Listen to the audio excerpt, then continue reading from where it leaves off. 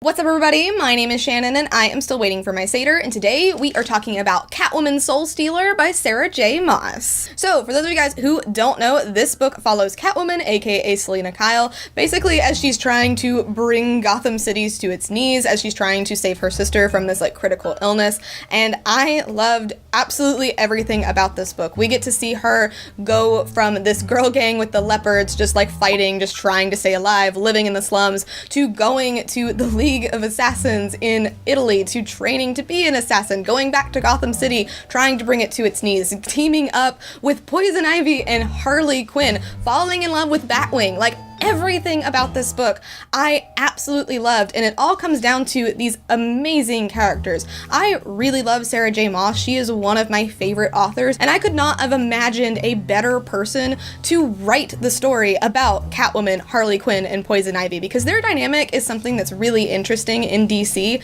and it's something that I really have wanted to see more of, and I'm glad that we finally have it in a YA book like this, and because of that, I really want to see more of it. The way that this book ends does leave the door open to possible sequels, and I'd really love to see that. I know DC Icons are supposed to be just kind of standalone books, but I hope they let Sarah J. Maas write more with these characters, because she has created such an amazing, believable world, and these characters are so relatable. I mean, this book is dedicated to the women who raise hell and have fun doing it, and that's really who Selina, Ivy, and Harley are. They're survivors. They have been beaten down by this world that they live in. They are just fighting to survive, trying to save what they love, and it's made them do some pretty terrible things, especially in the case of Harley Quinn. I do wonder if maybe we'll get a little bit more of her story, because her and the Joker, that whole dynamic is something that is really complex and just really amazing, and I hope we get to see more of that, because what we got in this book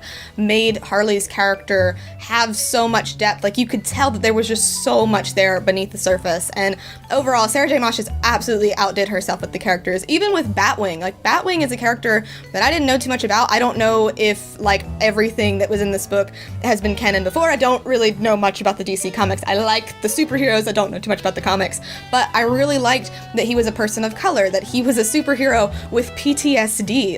That was just all really awesome, and the way he really paralleled Selina with how everything that they had been through and how they just want to save people. They just have very different ways of going about it. They are two sides of the same coin. Not only were these characters amazing, but the whole story itself was just one awesome ride. It's a lot of fun, it's action-packed, it's painful. I literally teared up at the end of this book, because it was just, it really got me. I really felt for these characters, and I didn't want it to end. I wanted it to just keep going forever and ever. I want so much more. I really, really hope that Sarah J. Maas gets to write more of this story, because it's really something special, and I really connected with it.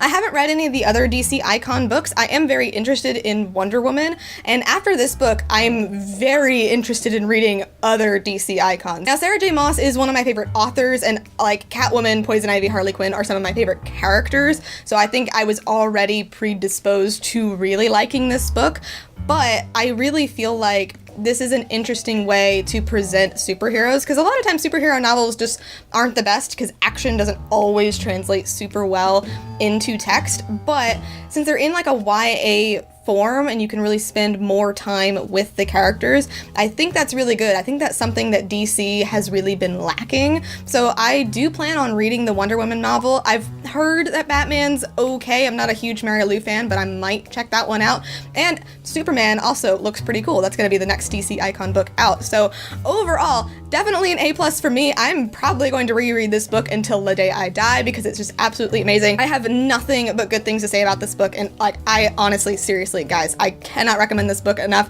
It's probably not going to be for everybody, but I absolutely loved it, and it's just absolutely amazing. But thank you guys so much for watching this video. If you liked it, be sure to hit that like button down below. Don't forget to subscribe so you can talk books with me every week. That is everything I got for you today, and I'll see you guys next time. Bye!